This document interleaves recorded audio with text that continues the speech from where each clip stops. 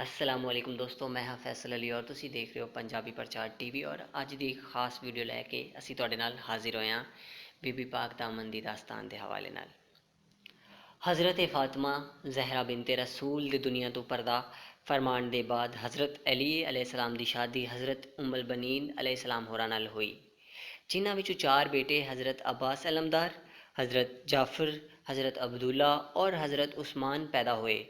जिस तो बाद बेटी हज़रत रुकैया कुबरा पैदा होईयां। यही हज़रत रुकैया कुबरा ने जिन्हां दा मज़ार मुबारक लाहौर शिमला पहाड़ी ते लाहौर पुलिस लाइन दे कोल वाक़या है। इत्थे ही हज़रत अकील अलैहिस्सलाम दियां 5 बेटियां भी दफन ने। हज़रत इमाम हुसैन ने करबला दी आखिरी रात अपने साथियों नूं सद के एक खुतबा दिता, जिस विच रब दा शुक्र अदा कीता ते अहले बैत दी तारीफ फरमाई। इस तो बाद सब नूं कहा कि मैं तुहानूं इजाज़त देना हाँ कि तुसीं इत्थों जा सकदे हो। साथियों ने आप नूं छड्डण तों इनकार कर दिता और रो के अर्ज़ की कि असीं तुहानूं कल्लियां नहीं छड्ड सकदे। हज़रत इमाम हुसैन दे हुक्म मुबारक ते ही ये बीबियां हिंद वल चलियां, जिथे आप लाहौर दे सुनसान बियाबान विच आके बैठियां, जिथे बाज़ रवायात के मुताबिक इस वेले दे राजा ने बहुत तंग किया, पर जदों राजा ने बहुत ज़्यादा तंग किया तो आपने दुआ फरमाई, या रब साडा पर्दा रख। इस तो बाद ज़मीन शक हो गई। ये मज़ारात अज भी मौजूद ने। आओ तुहानूं इन्हां दी ज़ियारत कराने आ।